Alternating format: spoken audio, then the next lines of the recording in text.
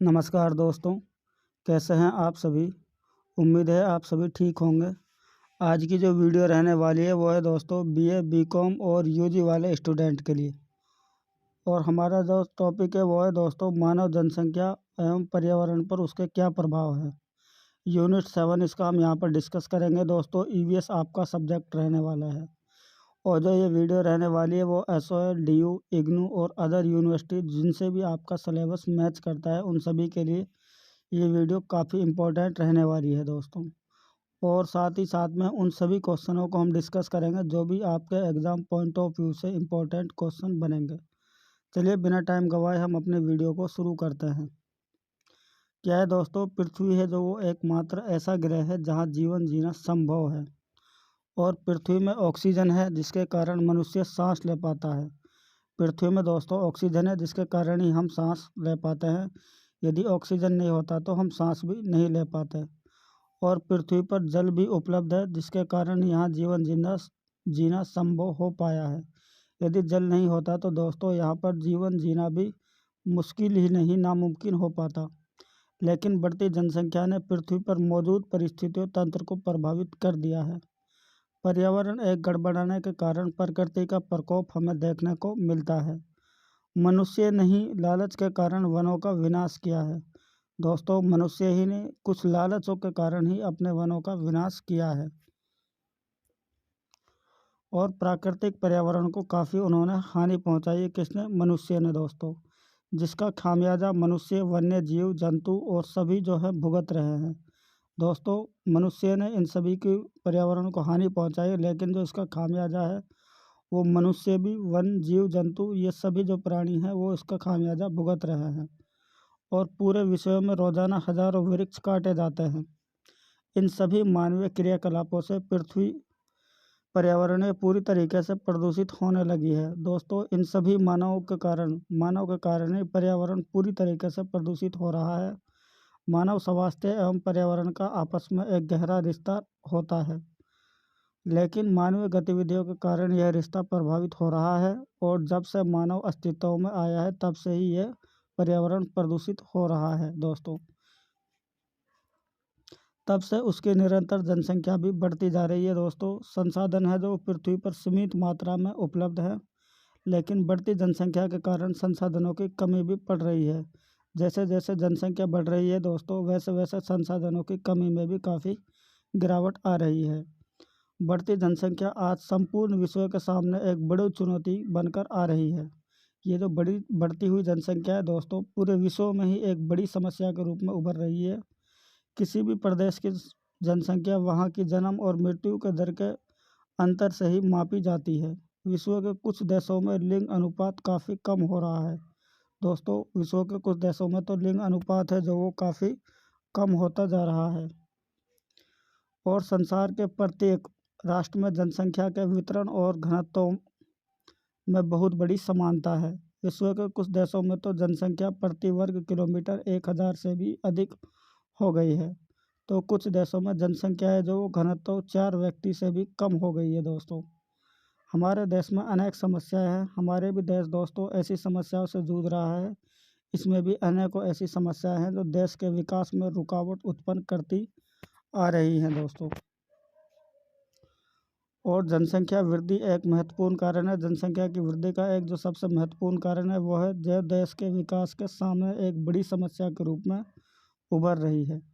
ऐसा माना जाता है कि यदि भारत ने अपनी जनसंख्या वृद्धि दर पर नियंत्रित नहीं किया तो वो शायद 2040 तक विश्व की सबसे बड़ी जनसंख्या बन जाएगी। दोस्तों यदि भारत ने जनसंख्या पर नियंत्रण पर काबू नहीं पाया तो ये जनसंख्या एक अपने आप में बहुत बड़ा खतरा बन जाएगी। और जनसंख्या वृद्धि के कई कारण हैं दोस्तों, जैसे कि जलवायु है, अशिक्षित है दोस्तों, और निर्धनता हो गई, रूढ़िवादिता, गलत अवधारणाएं और लड़के की चाहे इत्यादि। चलिए दोस्तों नेक्स्ट पॉइंट की तरफ चलते हैं। नेक्स्ट पॉइंट क्या है हमारा?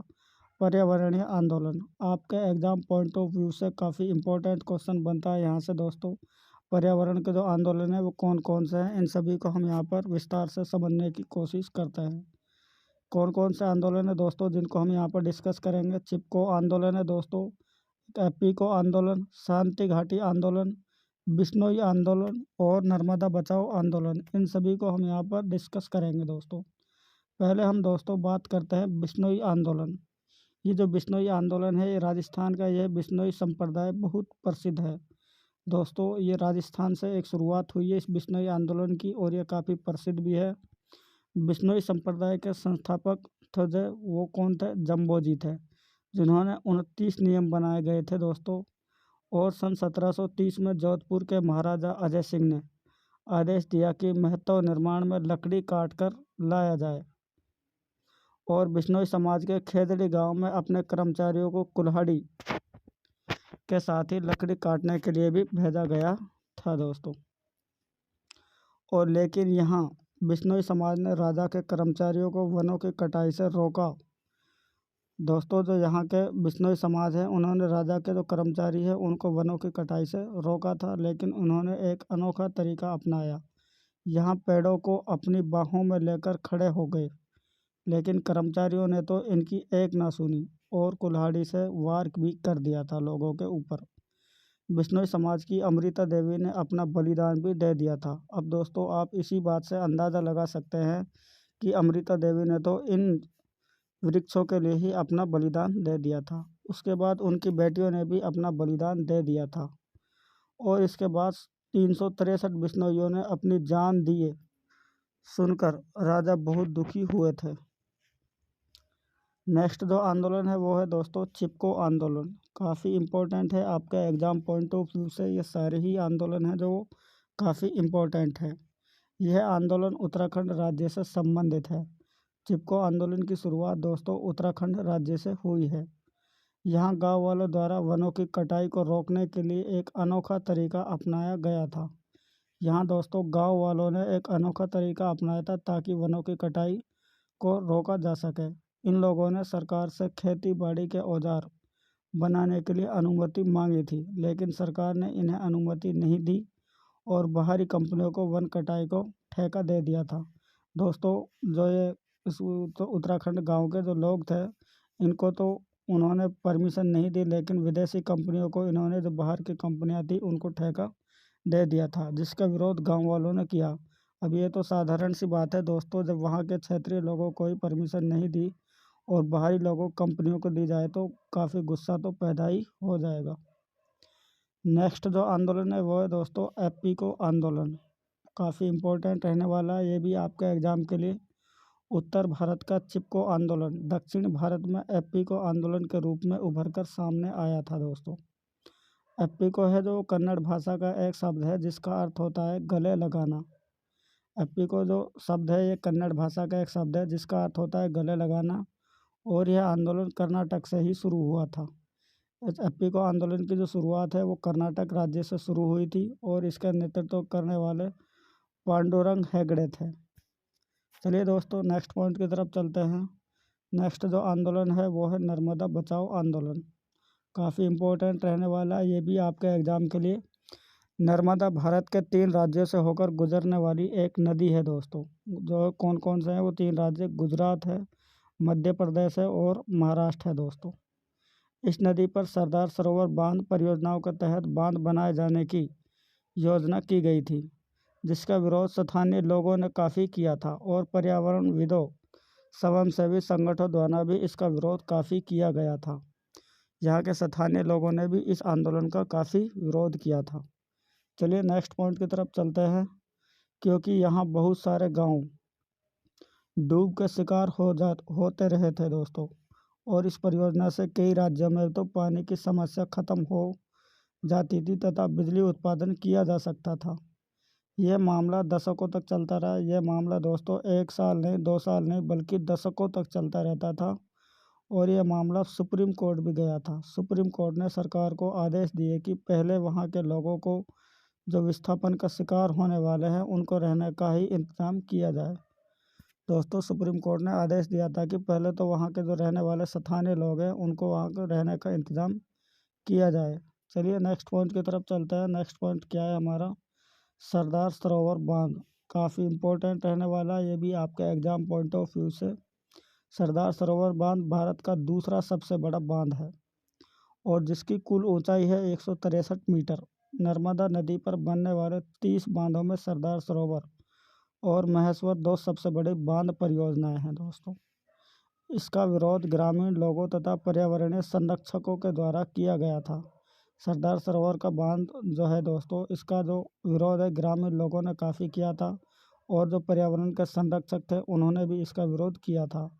नर्मदा बचाओ आंदोलन काफ़ी लंबे समय तक चला था। इन परियोजनाओं का उद्देश्य गुजरात में सूखाग्रस्त इलाकों में पानी पहुंचाना था और मध्य प्रदेश में बिजली पैदा करना था। नेक्स्ट जो आंदोलन है वो है शांति घाटी आंदोलन। काफ़ी इम्पोर्टेंट है ये भी आपका एग्जाम पॉइंट ऑफ व्यू से। यह आंदोलन केरल राज्य से शुरू हुआ था। शांति घाटी जो आंदोलन है वो केरल राज्य से ये शुरुआत हुई थी इसकी। केरल में शांति घाटी स्थित है दोस्तों और यह घाटी लगभग 89 वर्ग किलोमीटर क्षेत्रफल में फैली हुई है और यह जैव विविधता के लिए काफ़ी मशहूर मानी जाती है। लेकिन 1980 में कुंती पूंछ नामक नदी पर एक परियोजना के तहत 200 मेगावाट बिजली पैदा करने के लिए बांध का प्रस्ताव रखा गया था। काफ़ी इम्पोर्टेंट है ये भी आपका एग्जाम पॉइंट ऑफ व्यू से और जिसका विरोध स्थानीय लोगों ने भी किया था। शांति घाटी का आंदोलन दोस्तों स्थानीय लोगों ने काफ़ी भारी मात्रा में किया था। वैज्ञानिकों तथा पर्यावरण कार्यकर्ताओं के द्वारा भी इसका विरोध किया गया था। यही नहीं, वैज्ञानिकों ने भी इसका विरोध काफ़ी किया था तथा जो पर्यावरणीय संरक्षक लोग हैं उन्होंने भी इसका विरोध किया था। ये कह रहे थे कि इस क्षेत्र के कई विशेष फूल पौधे जीव जंतुओं की प्रजातियां खतरे में आ जाएंगी। ग्रामीण लोगों का मानना था कि इस शांति घाटी के कारण कई विशेष फूल हैं, पौधे हैं, जीव जंतु हैं, उनकी जो प्रजातियां वो खतरे में हो जाएंगी। राज्य सरकार इस योजना को लागू करना चाहती थी, लेकिन जो राज्य सरकार थी वो इस योजना को लागू करना चाहती थी, लेकिन केंद्र सरकार ने इस योजना को स्थगित कर दिया था। लेकिन जो केंद्र सरकार थी उन्होंने इस योजना को वहीं पर रोक दिया और इस क्षेत्र को राष्ट्रीय उद्यान भी घोषित कर दिया था।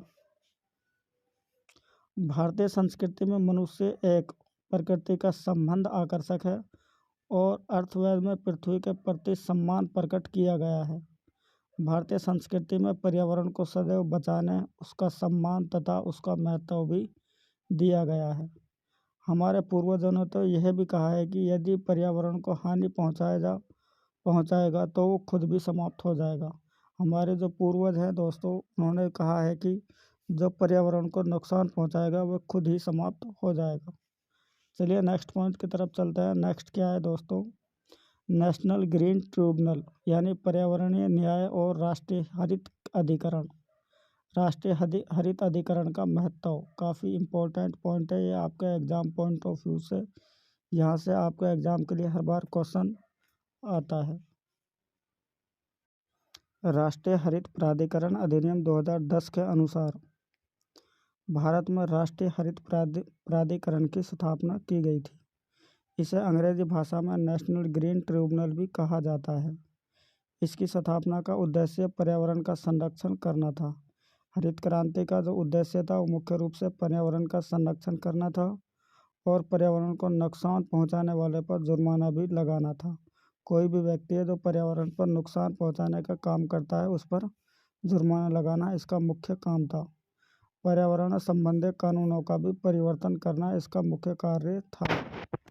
चलिए नेक्स्ट पॉइंट की तरफ चलते हैं। नेक्स्ट पॉइंट क्या है, विभिन्न व्यक्तियों और संपत्ति के नुकसान के लिए सहायता भी ये देना इसका मुख्य कार्य था।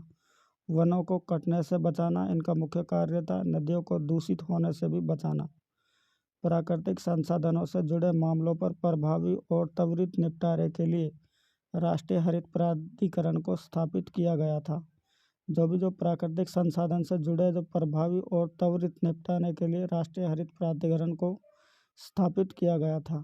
यह निकाय पर्यावरण के विवादों को सुलझाने का कार्य करता है। काफ़ी इम्पोर्टेंट है आपका एग्जाम पॉइंट ऑफ व्यू से। एनजीटी में एक पूर्णकालिक अध्यक्ष तथा कम से कम 10 न्यायिक सदस्य और 10 विशेषज्ञ सदस्य होने चाहिए। चलिए नेक्स्ट पॉइंट की तरफ चलते हैं। नेक्स्ट पॉइंट हमारा क्या है, एनजीटी ने निम्नलिखित महत्वपूर्ण कार्य किए हैं। काफ़ी इम्पोर्टेंट है ये भी आपका एग्जाम पॉइंट ऑफ व्यू से। यहाँ से भी आपका एग्जाम में हर बार क्वेश्चन बनने की संभावना रहती है। एनजीटी ने केंद्र सरकार को दिल्ली से होकर यूपी में बहने वाली यमुना नदी के लगभग 52 किलोमीटर तटीय इलाकों को संरक्षित क्षेत्र घोषित करने के लिए कहा है। जो एनजीटी है दोस्तों, उन्होंने केंद्र सरकार को दिल्ली से होकर यूपी में बहने वाली यमुना नदी के लगभग 52 किलोमीटर तटीय इलाकों को संरक्षित क्षेत्र घोषित करने की बात कही है। और यूपीए सरकार ने छत्तीसगढ़ राज्य के अरण्य वन में जो कोयला खनन की अनुमति दी थी, वो एनजीटी ने ही उसे निरस्त किया था।